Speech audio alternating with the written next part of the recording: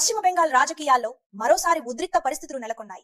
ముఖ్యమంత్రి మమతా బెనర్జీ మేనలుడు తృణమూల్ కాంగ్రెస్ ఎంపీ అభిషేక్ బెనర్జీపై ఆగ్రహించిన ఓ గుంపు దాడికి దిగింది.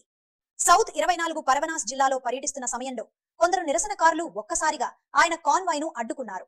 చోర్ చోర్ అంటూ నినాదాలు చేస్తూ గుడ్లు, రాళ్లు, చెప్పులు విసిరారు. ఈ అనూహ్య దాడిలో అభిషేక్ బెనర్జీ ధరించిన కళ్లద్దాలు ధ్వంసమైనట్లు సమాచారం.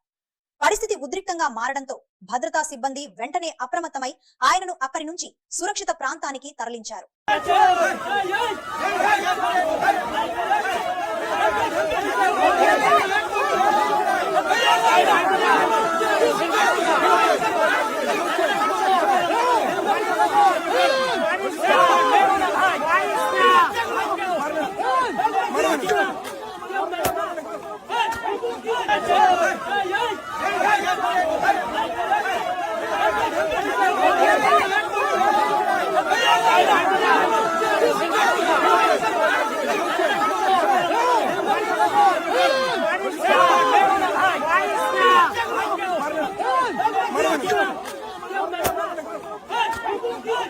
ఇలాంటి మరిన్ని తాజా వార్తల కోసం IHMO లైవ్ న్యూస్ ఆంధ్రప్రదేశ్ ను సబ్స్క్రైబ్ చేయండి.